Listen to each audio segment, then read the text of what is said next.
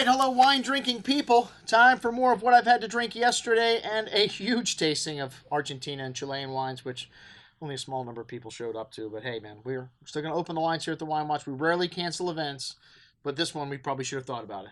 Let me just say, though, a lot of great wines on the table, and a lot of these wines, even better on the second day, like this Locations wine from Mr. Finney. His latest thing, I called it a scam. You're right. We got an interview with him at WineWatchTV. You can check that out. But a great blender, and this wine was one of the only wines that lasted 3 or 4 days.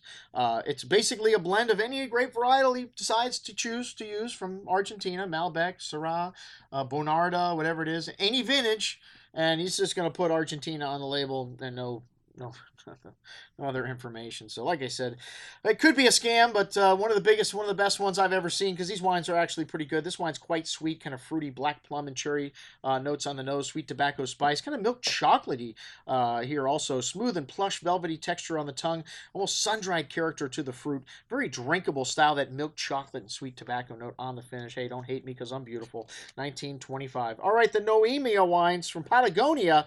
Wow, these wines showed brilliantly on the second day. I would have to say the J. Alberto really kicked it up a notch, and while the Elisa wine showed a lovely dark cherry and plum fruit with a forward and seductive bouquet, some chocolatey notes, really soft and easy drinking wine with nice balance, smooth tannins, nice bit of spice at $27. But like I said, the Alberto really kicked it up a notch here. Liqueur-like concentration, red cherry, cassis-like fruit, very well endowed, sweet tobacco spice, and even bigger as this wine opened up, thick and chewy, a wonderful richness, and still quite fresh though. This wine got great balance. The wines from Patagonia, very different from the wines of Mendoza, but still textbook Argentina.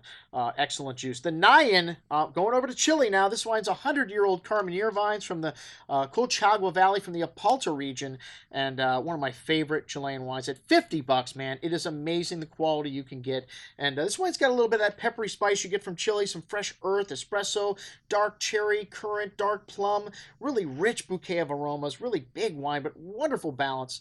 Even better on the second day. This wine has got lots of everything, built for the long haul. If you're going to open this wine up and drink it, let it breathe for 6 hours. Most excellent juice. All right, on to Primus. There's no rhyme or reason for how these wines were organized at this tasting, let me tell you.